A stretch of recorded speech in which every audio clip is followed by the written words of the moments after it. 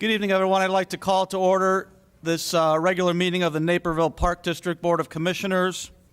Today is December 12th, 2013. The time is 7 p.m. I'd like to welcome all of our visitors here today. And at this time, if everyone would please rise and join me in the Pledge of Allegiance. I pledge allegiance to the flag of the United States of America and to the republic for which it stands, one nation, under God, indivisible, with liberty and justice for all.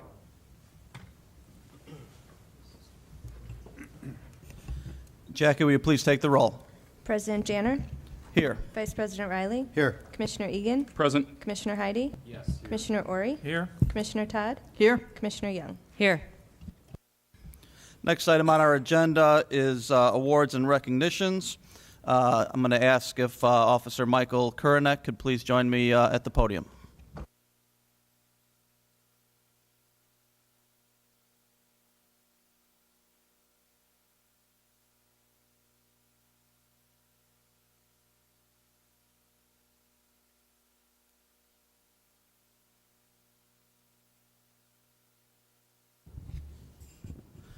Well, on behalf of the Naperville Park District Board and staff, I'm pleased to have the opportunity this evening to recognize two community organizations and a member of our staff.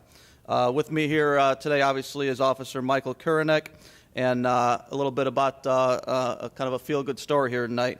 On November 10th, 2013, Officer Kurinek was assigned to support the Edward Hospital Naperville Marathon by providing ATV patrol in Springbrook Prairie Forest Preserve. When a runner suddenly collapsed and went into cardiac arrest, Officer Kurinek was able to arrive on the scene with the AED that our park police routinely carry in their vehicles. Several nurses who stopped to help the runner were able to use the AED to save the man's life. So I'd like to present this certificate here to you, Officer Kurinek. On behalf of all of us at the Naperville Park District, we congratulate you for your preparation, quick thinking, and life-saving actions you took to assist the fallen runner. So thank you very much. Thank you.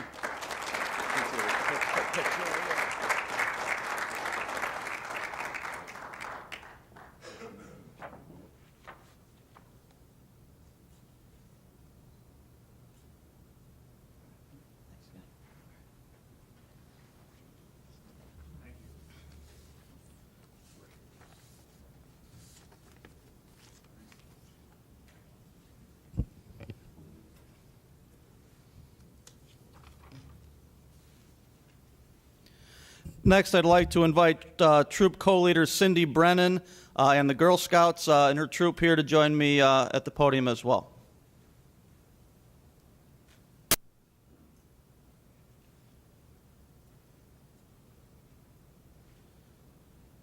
Why don't you come right over here?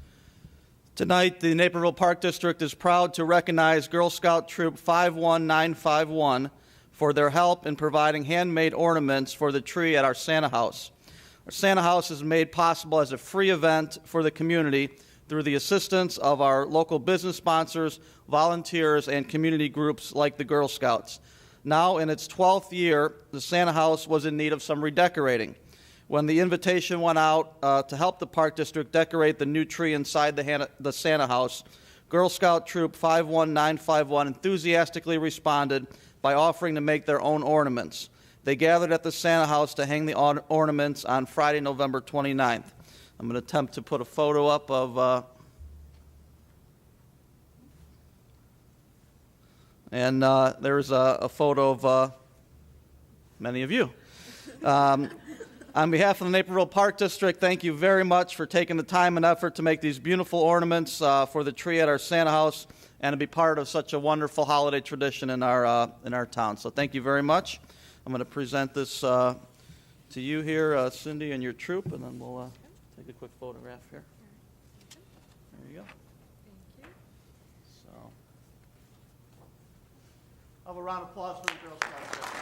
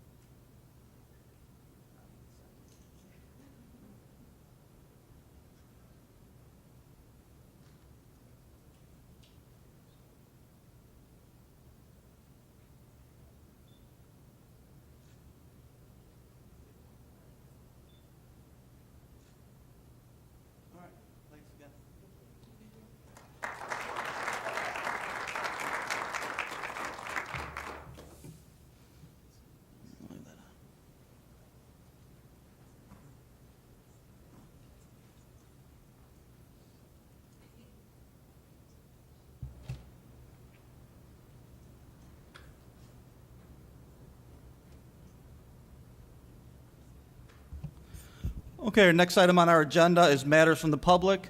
Jackie, is anyone from the public signed up to speak today? Yes, we have 2 speakers this evening. Okay, who's the first speaker?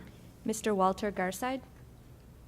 Mr. Garside, if you can please join us here at the podium. I think that microphone's on. If you can please state your name and your home address, and then you'll have 3 minutes. Thank you. Walter Garside, 912 Shiloh Circle, Naperville.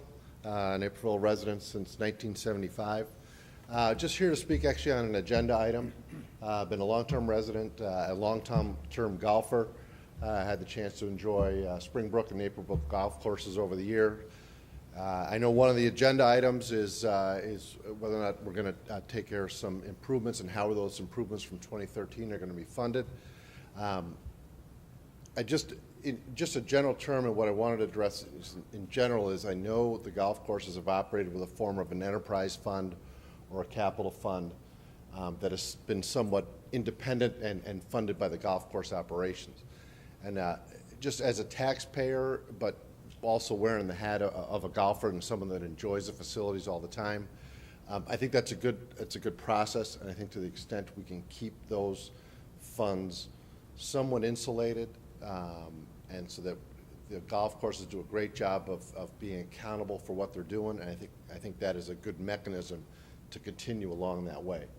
They do a great job at Springbrook and Naperville. A lot of residents are taking advantage of those things, and I think it's just important as time goes on, and particularly as I've had a chance to just look at the finances of the golf courses, they're going to have some debt obligations that go away in the future years.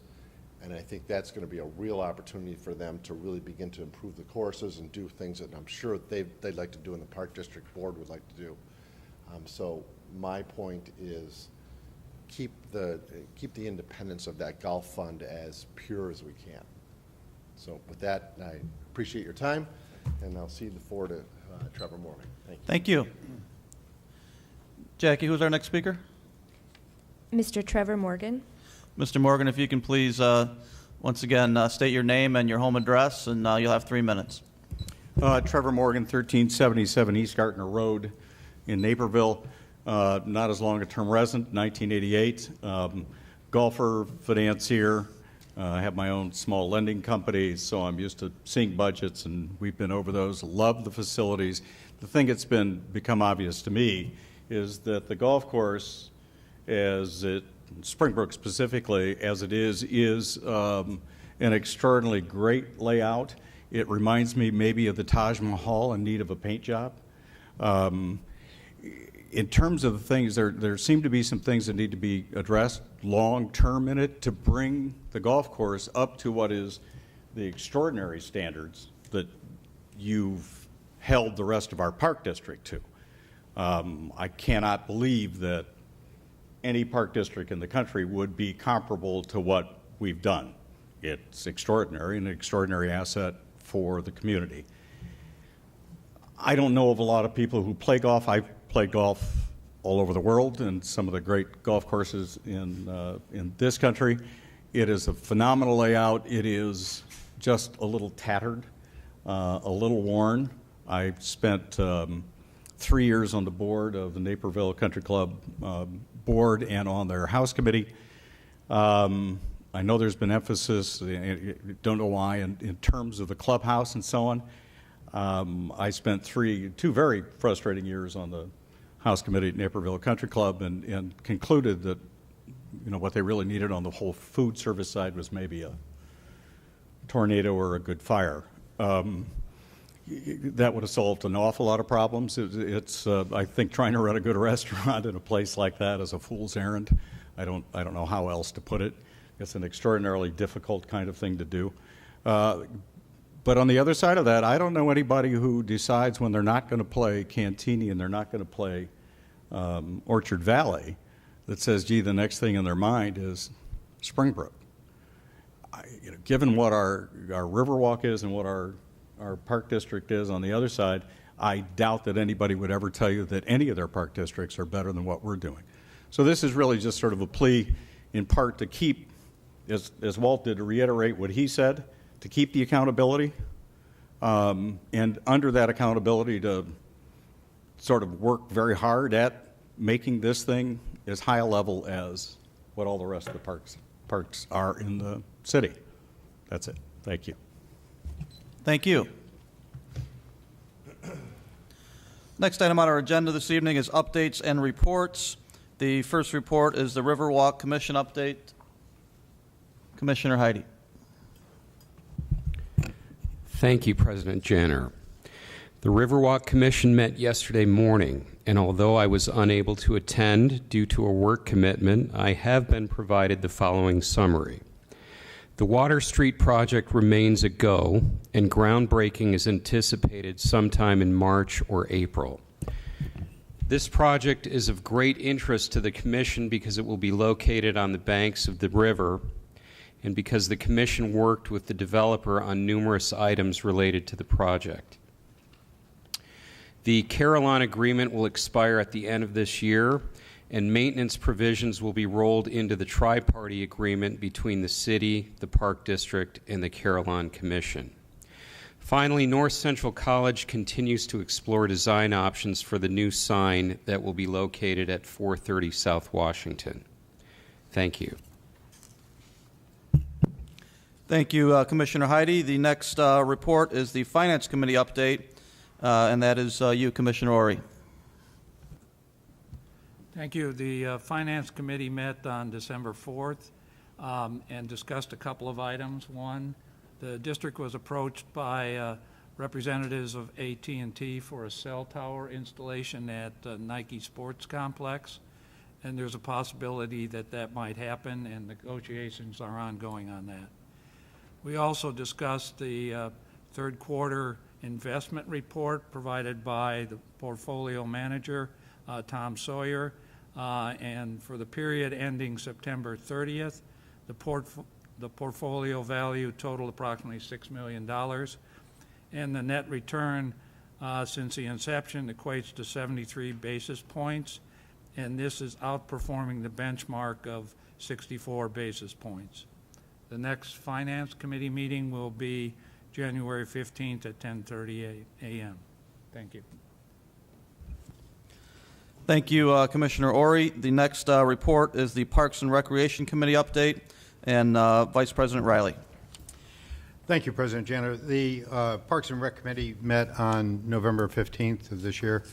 Director Finnegan updated the committee on the proposed Riverwalk extension. We have a boundary change on our agenda this evening in order for the extension to be included within the Riverwalk agreement currently under development. Director Finnegan reviewed the estimated expenses to maintain the extension. However, the design was not finalized at the time of the committee meeting. He also shared information on how other Parks and Rec providers address the use of non-motorized remote control sailboats. The committee supported sending a letter from the executive director to the resident who inquired about sailboats to grant permission for use of the boats at designated locations. Issuing a letter is consistent with the current provisions in Ordinance 641. The committee recommended addressing the request for use of boats on a case-by-case basis versus changing the existing ordinance. Staff updated the committee at a recent meeting at Veterans Park with representatives from Think Global Arts Foundation. The representatives were receptive of the proposed peace pole location at the park. Prior to proceeding with approval of the peace pole installation, I requested that the district research the organization further to confirm it's a good partner organization, report back to the committee. Director Schutz shared with committee a recent resident request to install a guardrail or a fence in the right-of-way near Summerfield Lake Park. Staff informed the resident to contact the city since the guardrail request is related to vehicular traffic, but it does not, in fact, meet the city's criteria for installation.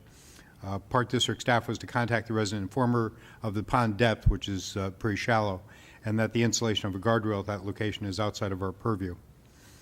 Director Schutz also informed the committee of recent work associated with updating the Trails Master Plan. The next step include a review by the Parks and Rec Committee and a request for additional public input. The final plan will then be presented to the full board for review and approval. Director Finnegan shared research on lowering lower-cost utility rates on the 6 to 7 accounts the district has through ComEd. The remaining accounts are through the City of Naperville. Attorney Price intends to provide information to Kevin on IAPD contracts for utilities. Director Wilson provided the committee with an update on recreation items, including the new early childhood program manager, new nature center manager, and efforts with the city and representatives from the senior community to develop a senior resource center utilizing volunteers at the Riverwalk Community Center.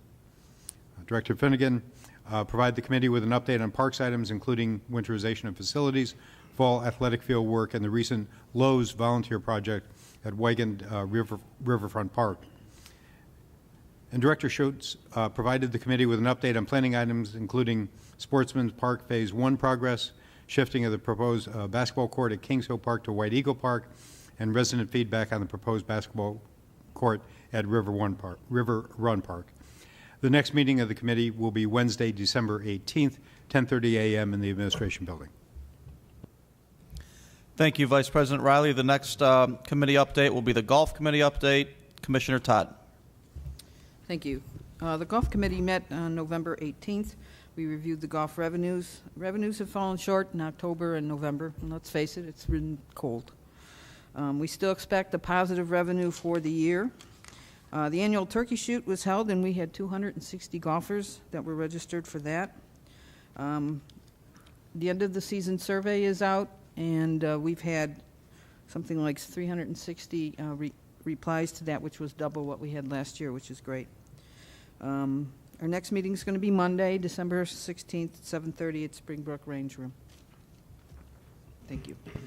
Thank you, Commissioner Todd. As for the President's Report, I was told I was a little bit long-winded during the November President's Report, so I will simply use this opportunity to wish our board and our staff and anyone that might be watching here tonight a very happy holiday season and a happy new year as well, and certainly encourage you to take advantage of some of the festivities here in the Naperville Park District.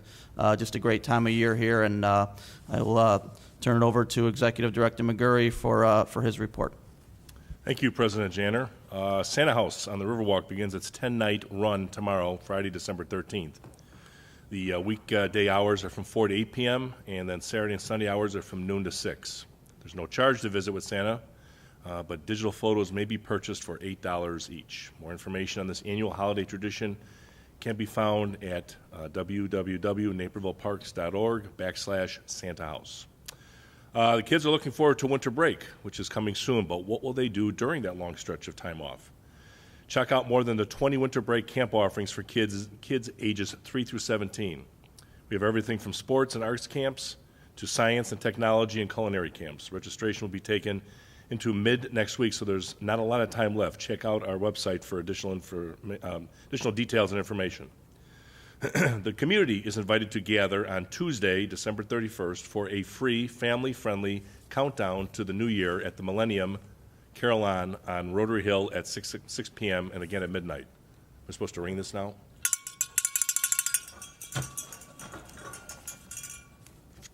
For the two speakers. So there you go. I feel like an altar boy again.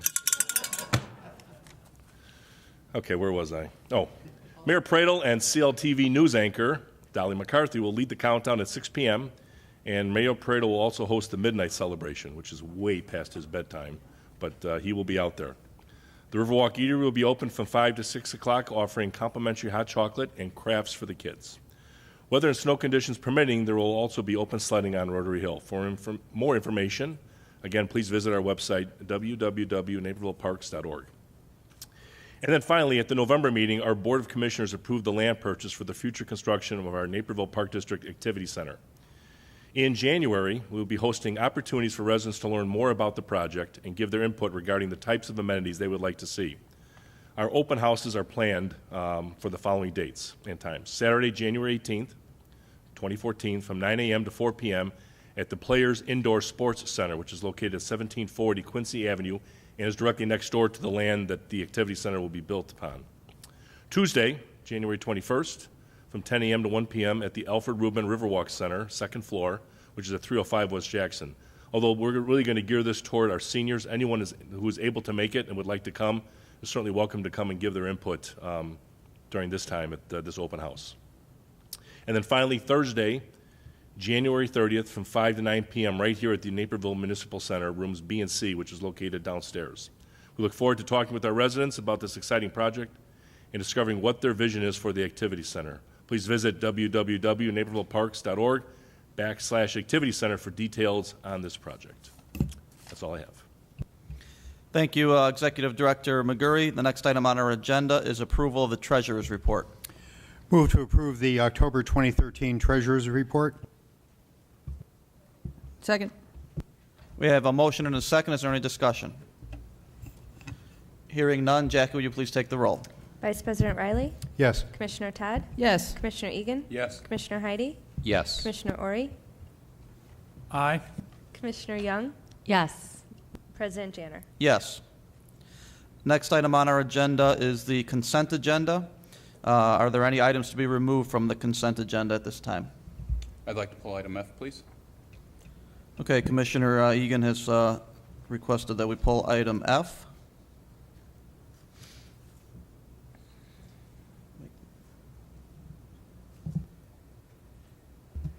Any others? Okay. Move to accept the consent agenda items 8A through E and G through J. Second. We have a motion and a second. Is there any discussion? Jackie, will you please take the roll? Vice President Riley, Yes. Commissioner Todd, Commissioner Egan, Yes. Commissioner Heidi, Yes. Commissioner Ori, Aye. Commissioner Young, Yes. President Janner. Yes. Move to approve the consent agenda as accepted. This requires a voice vote. Second. Is there a second? Thank you, Commissioner Todd. All in favor, please say aye. Aye. Aye. Any opposed? Okay, motion carries. And now we'll move on to unfinished business. Move to approve a transfer from the district's capital fund to the golf fund for capital projects completed in 2013 for an amount not to exceed $241,000. Second. We have a motion and a second. Is there any discussion? Commissioner Egan? There's going to be some discussion. I just don't know if staff doesn't, do you want, before I start going on, should we level set on some of the numbers here, or we can let Sue pitch in as I go through? No, I mean, if you, Okay. listen, this is time for discussion, so specifically, on this particular motion here. All right, so I'm not supportive of the transfer. What it comes down to is golf has the ability to pay for the $200 and some thousand worth of capital projects that it has done in 2013. I don't think it was our intention when we approved the placeholders that golf would not would automatically get these funds, which is what came to light in the budget sessions a few weeks ago. More importantly, we have an ending fund balance, and here's where I want to be careful so we don't confuse anybody, so Sue, keep me honest. We've got a fund balance of, if I back out the gap adjustments, of approximately $1.3 million, which is inclusive of already paying for $100-some thousand of these capital improvements. We're going to burn probably $200,000 in expenditures, just normal operating, over the next couple months. That would leave a fund balance of approximately $1.1 million. And we're going to spend about another $90,000, I think is what the number came back in my questions. So that would still leave us a fund balance of somewhere around $100,000, maybe $900,000 rounding. At the end of the day, golf acts like a business, works like a business. If it smells like a business, we should keep track of it that way. What the enterprise fund has allowed us to do, and I believe it preceded me, right, is the enterprise fund, in setting this out, allows you to identify needs to cut in staffing and how we were spending. We need to live within our means within golf. Appreciate that we got new windows in the golf club. Not sure that we could not have deferred those a bit further. As the speakers pointed out tonight, we have a beautiful layout specifically at Springbrook and the Great Course in Naperville as well. But when you look at the capital plan in 2023, we've got $750,000 laid out to fix drainage issues, which we now have today. So we're pushing out needed stuff in order to potentially do other things, which I don't think is in the overall discussions that we've had, is trying to lead to what I would believe a fattening of the golf overall. So with that said, the transfer tonight, if we approve this, would, in my mind, essentially eliminate the enterprise fund. We could call it an enterprise fund with, in name only. But again, I don't think that's what we should be doing, and I would hope that I can get the rest of the commissioners to support me in that. Doesn't mean that there isn't a larger conversation that we need to have next year. But at this point in time, golf can certainly afford the $200,000 in capital, and they've funded at least half of it, if not 60% of it at this point. Thank you, Commissioner Egan. Is there any other discussion on this matter? Commissioner Ori? I'm sorry. I think this transfer, and it's an up-to amount, it's yet to be determined on what that would be, helps to maintain the fiscal integrity of the golf course as an enterprise fund. And the intention is to raise the fund balances to keep them at $1 million in order to meet both debt service obligations and other unforeseen expenses that might happen as a result of not having a revenue stream in place to meet those contingencies. So to me, this is a prudent and wise thing to do to put the financial position of the golf course on solid ground. So I'm in favor of supporting this transfer. Thank you, Commissioner Ori. Commissioner Heidi?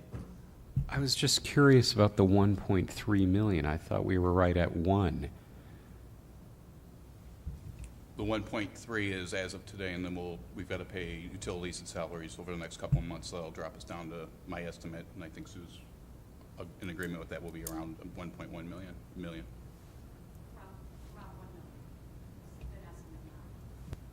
Okay. Any other discussion? Okay, hearing none, Jackie, if you'd please take the roll on this. Vice President Riley, Yes. Commissioner Ori, Aye. Commissioner Egan, Nope. Commissioner Heidi, Yes. Commissioner Todd, Yes. Commissioner Young, Yes. President Janner. Yes.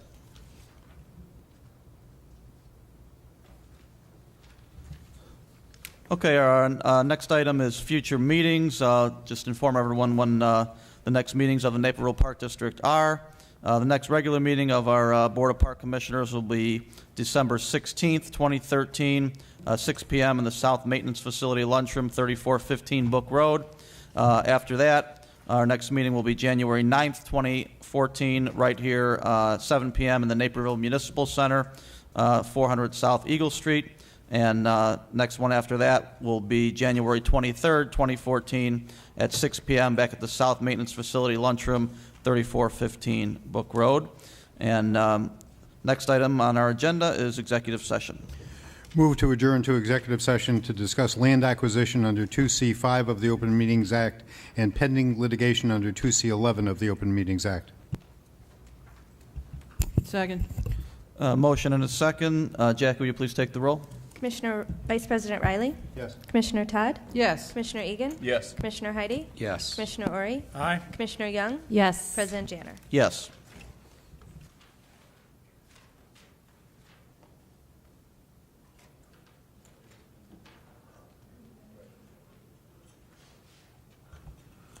And there will be no business here after executive session.